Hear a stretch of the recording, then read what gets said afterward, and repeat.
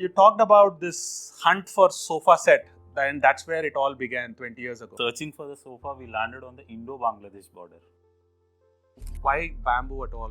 You pick up any old movie, either in Telugu or Hindi, you'll see a bamboo hut there.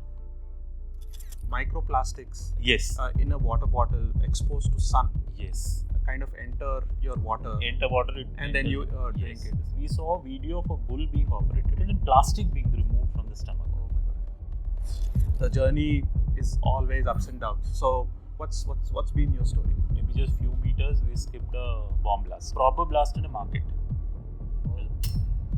The engineer or the graduate is from that community. From that community, he's not getting jobs. He's not getting job.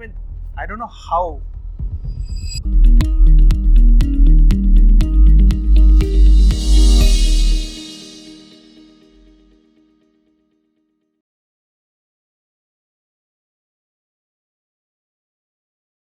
Hello everyone, welcome back to Sit with Suraj. 20 years is a long time for somebody to spend their time in social enterprises. But here I have with me Prashant. Welcome to the show, Prashant. Thanks, Suraj. So you talked about this hunt for sofa set, and that's where it all began 20 years ago. Would you want to tell us the story? Sure. So it was actually the third month of our marriage. So my wife Aruna, she's the co-founder of Bamboo. So she wanted to have a new sofa set for the house. The whole purpose was to have an eco-friendly sofa, not necessarily bamboo. But when we searched Google, we found bamboo furniture very appealing. So then we found somebody in NID Ahmedabad, one professor, that we want to have this furniture and we were not finding in Hyderabad. Then he guided us to a small village on the Indo-Bangladesh border named Katlamara. So we went all the way from Hyderabad, Uppal, to that village called Katlamara. It's almost 3,000 kilometers. We went by train, bus, and a boat in between, and a flight. So, and that's where we went, and that's where my social enterprise journey began. Okay, and why an eco-friendly at that? Yeah, means it's 2000s. It's always means I come from a very humble village background, so I've always seen natural things all around me. So of course I forgot in between. So when post marriage, even my wife was wanting no leather, nothing which comes from a showroom or a factory made. We want something man made. So that was the basic premise. So yeah, it happened. Awesome. So I think at this point in time, would you want to introduce about yourself? Yeah, sure. My name is Prashant. I'm a social entrepreneur. I run a social enterprise named Bamboo House India, which is based in Hyderabad. So we mostly build houses with bamboo and plastic waste. So these are the two verticals we work mainly. You talked about two things, right? One about bamboos and one about plastic waste. And is there anything else that you do? Yes, we have a third activity also where we train marginalized women into nature and waste-based products. Wow. Yes. Okay. These are the two verticals where we provide all the raw material and the training support where they can either start their own enterprise, which is circulated around nature-driven raw material or waste-driven raw materials, or we buy back the end product from them. Okay, and once you get the products back from them, yes, we sell in our own way. Okay. We have our channels where we sell the products. If that person wants to start their own enterprise, we lend all the support also. Okay. So both are like one is an enterprise vertical, one is a livelihood vertical. Got it. Both the verticals. And when you say marginalized women, whom are we talking about? See, for example, first most important thing is their economic status. Okay. If they are, below BPL most of the time. Okay. That is one. Second, SC/ST communities, because they are generally disconnected from the mainstream life. That is one. Third is sex workers. So one is refugees we have started working with. So people who are somewhere or the other disconnected from the mainstream. So we target only these people most of the time. Okay. Very noble cause. Most of the time. First, we'll start with the housing part of it. So why bamboo at all? What made you start the housing piece of it? When we started, we had no idea about the potential of bamboo. Means, we really didn't know. It was about furniture only. Okay. So when we started understanding more and more about the material, we understood, especially Southeast Asia, they exploit bamboo to the core. Okay. There's hardly anything where bamboo is not used. Okay. Even China is experimenting making Boeing wings out of bamboo fiber. Oh wow. Means they've gone that far. So in South, South America and all, they use for structures. That's what our motivation was. When they can, build such high-rise structures, why can't we try? It's not earlier. It was not tried. It was definitely tried. But we wanted to introduce a model where people can have these bamboo housing on their terrace or in their farmhouses. Something eco-friendly. Got it. That was the main reason. And structurally superior than steel. It's very highly strong. And nature driven. When we have such a valuable resource from the nature, we thought, why should we depend on steel and cement always?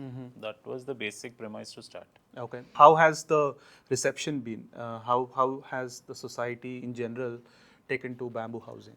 See, It could be price. I'll not sugarcoat. I'll be very blunt because absolutely. finally it's the market which decides. Correct. It's not been very healthy.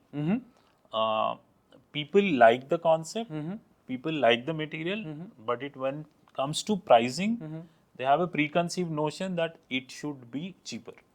Wow. Okay. It's decided by the customer that it should be cheaper. Why? Because it's available everywhere. It's available in forest. You bring, you build. That's all. But it's not like that. Correct. The major resources are available in Northeast. So from the Northeast forest, bringing to Madhapur and processing it, it's a long, lengthy process. Correct. So the pricing is always a part. Right. And how about the perception in terms of this housing? Does comparisons arise? Yes. So perception, one is being compared with cement. And here we really get surprised, For example, you pick up any old movie, either in Telugu or Hindi, you will see a bamboo hut there. Correct. You take Ramayana, Lava Kusha, Mahabharata, or any movie, you will see a bamboo hut. That means we have been using our forefathers, our elders. Even if we go to village, we will see. But suddenly in urban area, we are scared of bamboo. We have lived in bamboo all the land. Suddenly we have so many doubts around the material. Will it last? Will it survive? Will it withstand harsh winds and rains? Right. So why not cement? So these all questions come. We really get surprised that we as individual or a country are from villages only. Correct. Suddenly, because we are in cities and we have seen so much of cement, brick and steel, we don't want to believe natural building materials. Right. So these perceptions people have. Okay. And do they have any say about how it looks outside India versus how it is in India? Yes. People who travel out, those people they say, we have seen such an amazing bamboo structure there. Why don't you build something similar? So, comparisons are always, we cannot avoid it, but we try to explain that's a different material, that's a different temperature there.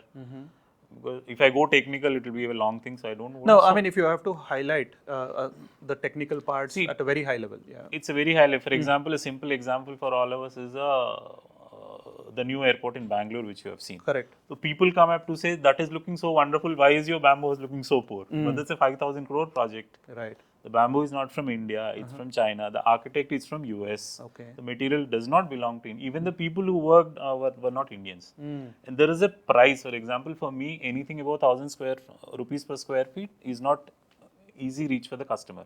It's a 5,000 crore project. Correct. So these all comparisons. And the material is that? It's also synthetic. You cannot say it's 100% bamboo. Okay. No. Okay. If you carefully see, if you get all the data sheets, to my knowledge, though I have not personally checked all the documents, my knowledge is synthetic bamboo. Okay. It's artificial. Okay. Talking about bamboo, moving on, you also are into recycled plastic shelters. So would you want to talk about that? This was actually also by chance. This was two things basically. We came across a video one day in YouTube while we were trying to understand other materials. We saw a video of a bull being operated. A bull being operated and plastic being removed from the stomach. Oh my God. Yeah, like it's very scary to even see. So that was the time we thought, no, this is really not good. Is there something we can really do? At that time we had a big team, a big workshop and all. Then we came back to the team, okay, this is a problem, can we do something? They said, yes sir, we have to do something because people are telling bamboo is costly. So let us integrate this problem of plastic into the shelter solutions we have. Then we went to all the expert in the plastic industry. We told our problem of the high cost people are telling and the plastic issues. Then together with their assistance, we formed a panel out of a plastic waste. That was way back in 2015-16. Then we tried it actually.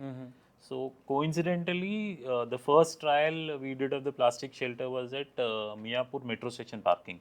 Okay. Is one of my friend, he said, I want some very low cost shelter for my parking attendant.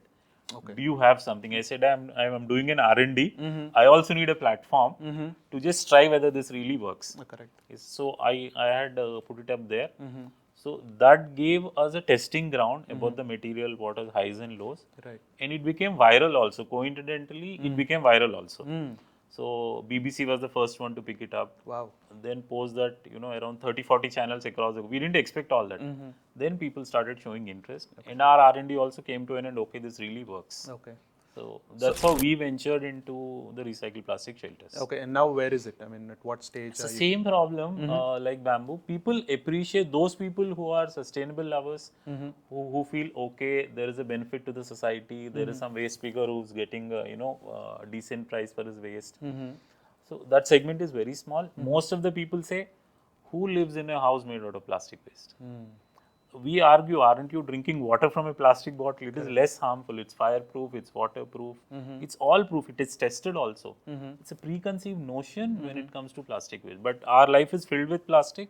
People don't mind. Living in a shelter, yes. So even that's not really much picking up. Okay. I don't know if this is a scientific thing to even talk about. I mean, microplastics Yes. in a water bottle exposed to sun Yes. kind of enter your water. Enter water, it And then you enters drink yes. it.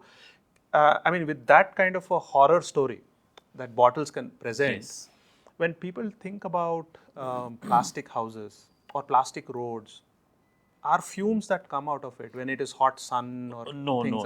no, because nothing these of are that all sort? tested. These are completely tested. But as you said, Suraj, there is so much information all around us. Negative spreads faster. Correct, true. So, if somebody knows microplastic entering into my brain, there's ruled out staying in a plastic house. There's no discussion. So how would you address that myth kind of? Continuous education, awareness, which as a society we have to do. I alone or Suraj alone Correct, really absolutely. cannot do. We collectively have to build a platform where people exchange ideas like this, where you invited me to, share my views, share your views. We build a learning platform. That is how we educate. And best is to start from the school level. Absolutely. So again, just to conclude on that myth part of it, that these plastic houses made of certain plastic, reused, recycled plastic, they are safe. They are absolutely safe. They are just like any other building material. It's completely safe. If somebody wants to check, all the test reports are available. Even government is using. Amazing. But yeah, that's a minimum level. Super. So now that we talked about housing made of bamboos, housing made of plastic, I mean, as if this is not enough, you're doing a lot more in the circular economy space. Yes. Right. Would you want to start? Yeah, talking? so one more type of housing we are experimenting. The third kind of housing we are experimenting, still the R&D is not fruitful. It is made with agricultural waste. Okay. Nowadays, if you look at the north of India generally, they burn that Stubble. Correct. So nowadays, a lot of companies are there who are making wall panels out of stubble. So we are working with them to see that all those wall panels can be used to make a regular house. Okay. So the R&D is going on. We are hoping by this year and it will be fruitful. That is one more way so that the stubble is not burnt and it becomes somebody's house. Right. So that is the third we are trying. And the fourth, which I'm currently pretty deeply occupied and my focus area is this. So if you look at all around us, there are many kinds of waste available. And there are equal number of livelihoods at stake. And there are so many youngsters looking for entrepreneurial opportunities. So we have been trying to build these three. It can waste become without much of investment, because I have spent 20 years learning the subject. So we are saying, okay, nobody should spend so much of time, effort and money in understanding circular economy. Can we at Bamboo House India be the bridge and reduce the time from 20 years to 1 year? Okay. So in this, of course, it should have a market demand. So currently, we are training a lot of women communities. First, we have picked up as jeans, discarded jeans. So with jeans, we are trying to make ropes. Okay. The ropes can be used to make furniture. Correct. Similarly, the jeans, because jeans, the main reason is one jeans take around 10,000 liters of water. Right. So after To manufacture? to make one jeans. Oh my so God. this I'm wearing is 10,000 liters. It's a crime. So if I throw, it's a bigger blunder. So because generally, with fast-paced fashions and income disposability, people use for 2-3 years and throw. Correct. So those things we are trying to pick it up and make bags out of it. It can be a laptop bag, it can be a duffel bag, in backpack, anything actually. Okay. Then we have shipping belts. If you go to any shipyard, you will see cargo belts there. Cargo? Cargo belts. Belts. Okay. Where the cargo is tied up. It is Correct. a very strong belt, but after certain uses, it's discarded, it's burnt or thrown away. Okay. Those we are picking up. And third is you have car seat belts. When car goes for disposal, the seats are thrown away. They are very strong, very superior, but nobody knows what to do.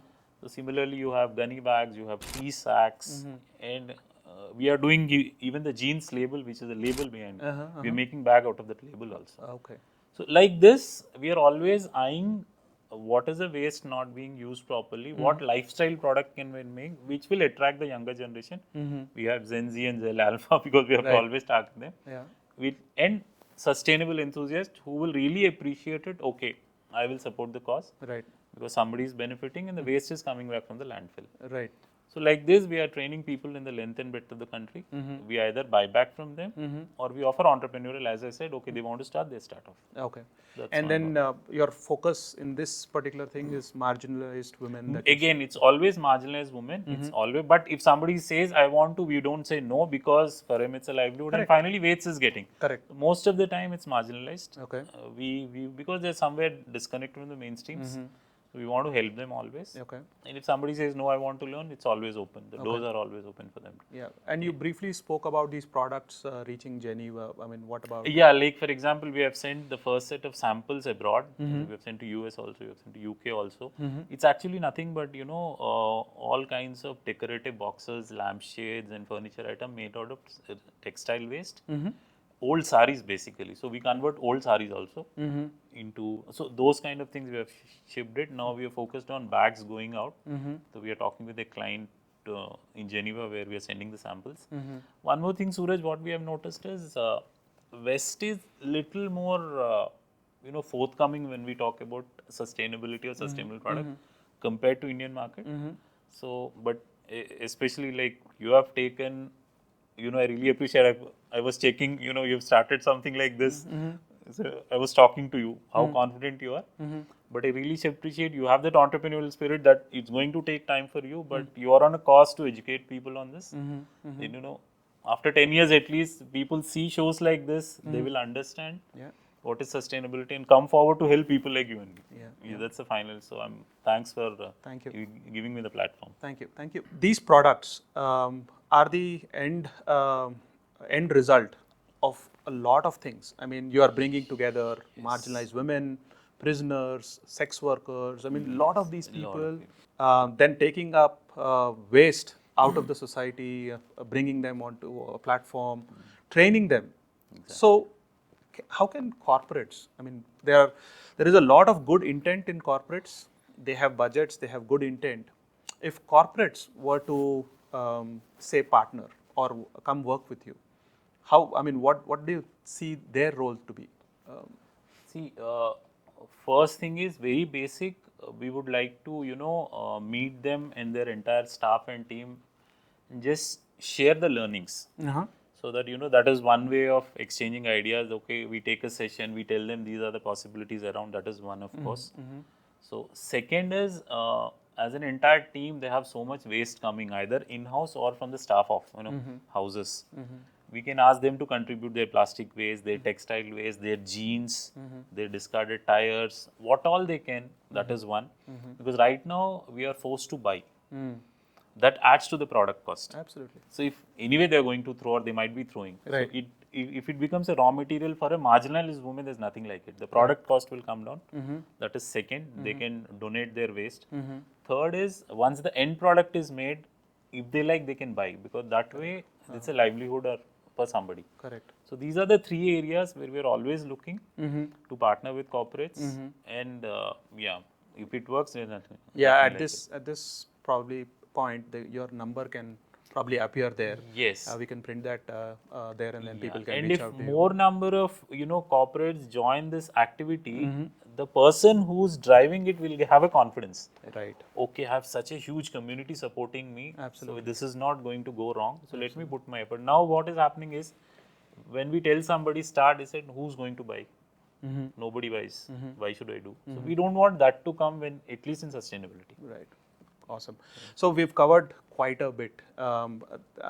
One aspect that I think we probably left out was that of a person you talked about, an engineer who's from a certain family, not able to get jobs. So would you want to talk about that? Yeah. So this is actually in my mind since maybe 3 to 5 years actually. So this was in Narayanpet, when the local administration, while discussion, told me that there is a community, we call them Joginis actually. So people can search the whole story, what is about Jogini and all. So can you help them in a sustainable livelihood? So when we started understanding the subject, it was more than a livelihood. It is not very simple that I train somebody, they make. Correct. So recently, last week again, I was trying. Since 5 years, I'm trying to connect the dots. It's not happening. This time again, I'm trying. Can I help the community? Again, I spoke to them. The problem is, since the engineer or the graduate is from That community, he's not getting jobs. he's not getting job. I mean, I don't know how first people are looking at a resume and are able to say he's from a certain community. I was speaking to them to help the elders. They were telling, sir, leave us. We are surrendered of fate. Even my kids are facing it, though they are not in this profession. It's so sad that They are only facing because they are from the community. Either people are able to make it from the surname, or while discussion they are forced to tell what community you belong to. They are idle. They are sitting idle. So just imagine a youngster of 25-year-old sitting idle for 4 years because of particular reason. So now again we are revisiting our drawing boards. Okay, now this is the reality. Can we help these people at least stand on their legs? No, I wanted you to bring this story up primarily because for, again, those corporates, those well-intending individuals who have roles in their organizations, they can probably reach out. And Yes, if they can really reach out, there's nothing like it. I'll connect them completely to the district administration who are looking into this problem. They definitely must be qualified youth and engineering students. If they can help them, there's nothing like it. probably It's a just small like rebuilding their life. probably a small small gap in the yes. skilling that can be done, that can be taken care, and then all they need is that confidence that they are not outcasted. Right. They are a part of the See, society. the worst thing that hit me was when you said that if they are not able to get mainstream jobs, Because of they are kind of going back to their old They'll be professions. forced back.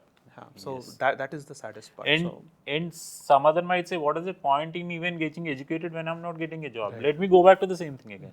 So it's kind of a ripple effect. So if some corporate can really come forward and help them come out of it, or educate them, as you said, in skills and all, that would be really helpful. Right. So, I think we are coming to the end of the podcast.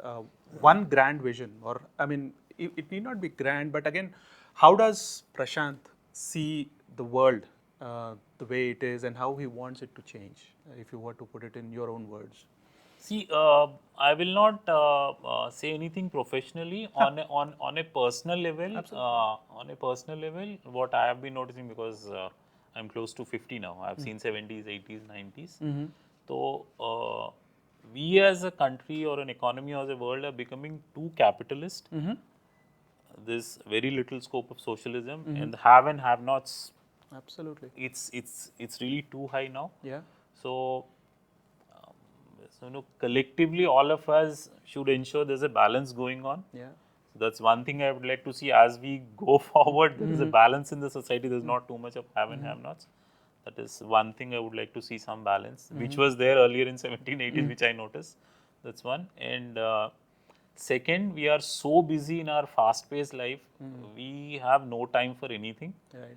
So in this rat race, we are generating waste which And then there are landfills. there are appearing. landfills like Qutub Minar towers. Correct. And it is only because of our lifestyle, because we have more disposable income today. And we want a fashion change, it's especially textiles, garments, shoes, you name it. Yeah. So if we don't stop this, we are only going to leave the Qutub Minar of garbage, across countries and across cities, that people have to voluntarily take a back step. Only these two things. Awesome, awesome. And I think these are no-brainers. I mean, if Yeah, people there's nothing rocket science. Correct. It's a daily. and hope you are able to contribute to that Yes. balance Yes. that you're aspiring right. for. So, let me ask you this, Prashant. Social entrepreneurs, it is not good to ask if it has been smooth all along. The journey is always ups and downs. So, what's been your story? Suraj, my journey was very rough. So generally, entrepreneurial stories are very rough. Yeah. Social entrepreneurs are more rough. Absolutely. Mine was terribly rough.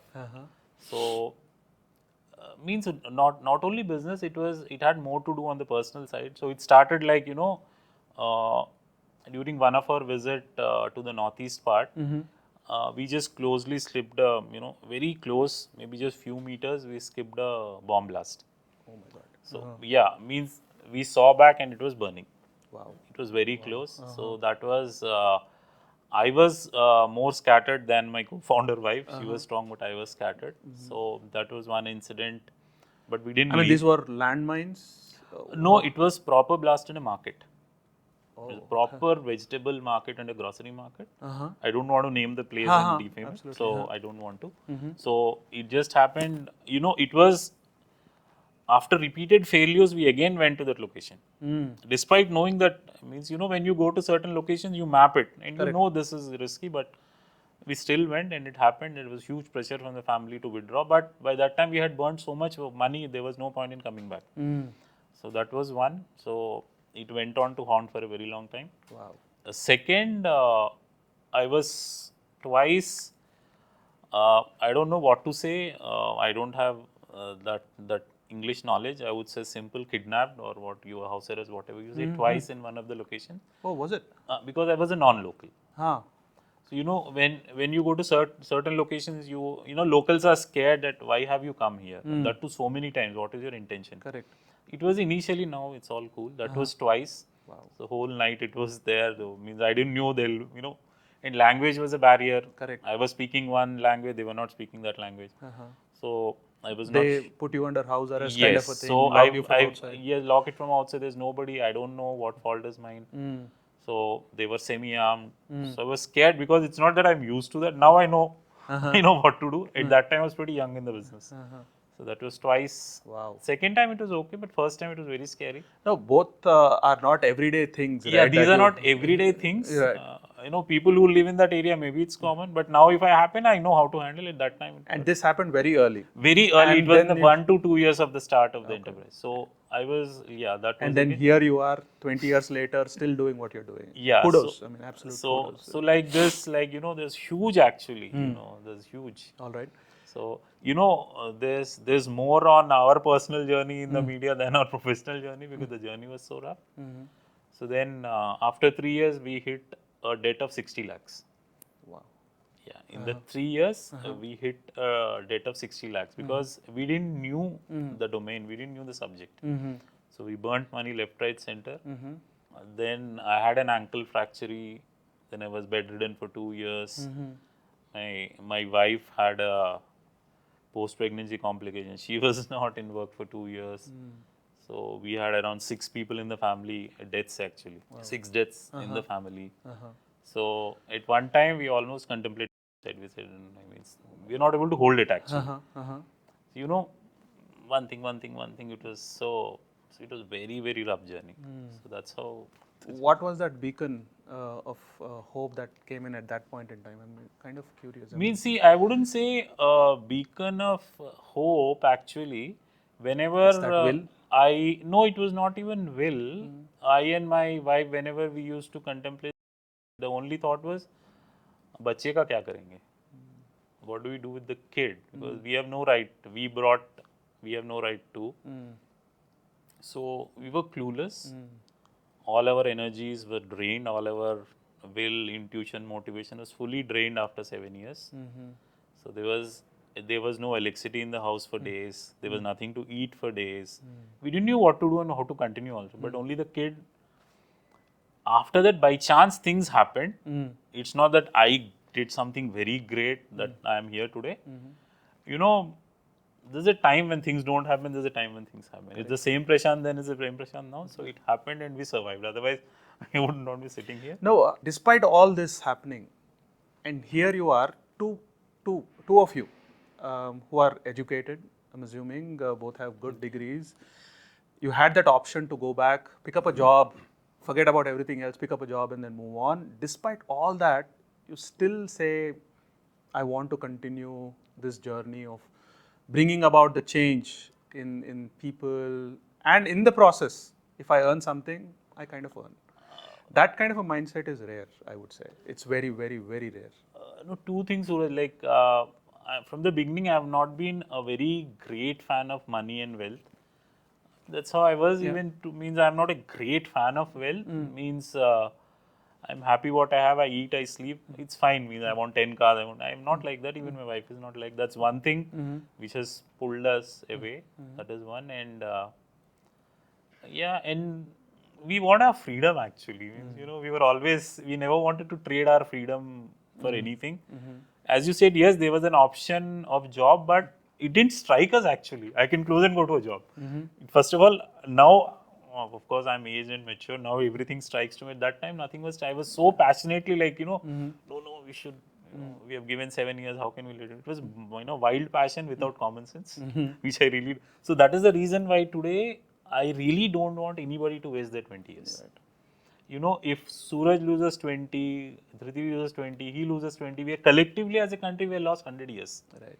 So that journey, I don't want anybody to go. I just want to give my knowledge from here on. Great intention, Prashant. I mean, not just you continuing the way you are. And thank you so much for sharing this side of the story, because it will probably help people coming in understand it's not hunky-dory. I mean, we spoke about how startups are these multi-million valuations, people go running after it and things like that. I mean, there is this side of the world as well, where it is not as easy as it seems. Thanks for sharing that. You're not, and a lot of people visit our website, they see our profile, they see our media, they think this is So through your platform, I wanted, and please don't look into this. This is the reality. Absolutely. You have to go without food. You might have suicidal tendencies. You might have without it. This is the reality. Absolutely. So please, when you're entering it, please, and nowadays I am seeing everybody say entrepreneurship. There's no need. If you're not meant for it, you don't have to. Absolutely. Yeah, that has to be the message. That has to be the message. You don't have to, because somebody's doing, you don't have to do it. If you're not good at it, not good at it, no problem. So find something else. Okay. So I always tell that, please don't just carry it away and jump into it. Okay. Yeah. Once again, thanks for sharing Thanks that. so much. And then finally, about the kinds of plastic that you use. Houses. Okay. Housing. Houses. So, Suraj, we have done, it's been 18, 20 years, we have done over 700-800 houses. So, in this, personal favorites of mine. One is, it just happened in the last 2-3 years. We did a gynec hospital in Orissa. So we were very happy that, plastic waste in a tribal area, the budget was very less, and the community leader was very enthusiastic. Okay, even this can be made. That's my personal favorite, a gynec hospital. That is one. And this year we have done a school in Tamil Nadu, where it's 1,000 square feet, 3 classrooms, where all the plastic was collected by the students. Right. So the village students contributed the plastic waste. So we are happy at least the message is going to the students. Absolutely. So they take pride that this school is from a plastic which I collected. So now the entire village is very sensitive. Right. So these two, when it comes to plastic. No, sorry to interrupt, but when it's so hands-on for a student that he or she is picking up plastic from the streets, from their houses, and then they're actually seeing it built into a structure, a shelter. I mean, that is real life lesson, I would say. And they study there. Yeah. That is one. And third, of course, one more in plastic. Around 2 years back, we built a shelter with plastic waste for a waste picker. Oh wow. for a waste picker who collects plastic. So we call circular economy, right? We always try to circle everything around. Okay. So these are some very favorite projects of mine where, see, for example, the money you get is same everywhere, but the satisfaction is higher because the purpose is served. Right. So when it comes to bamboo, yes, during COVID time, we had built a COVID hospital in Telangana. That's one favorite because it was very quick. They wanted, just a 1 week time because so that the vaccinations can go. And we are happy bamboo came handy. So we feel, okay, there are bits and pieces. There is a need for these kind of products. It's about more people, because I'm the only one, not many people are into this. I want more people to come and explore. Absolutely. And as an industry, it will grow. And I hope people watching this take inspiration from your story, from the work that you do, and they reach out.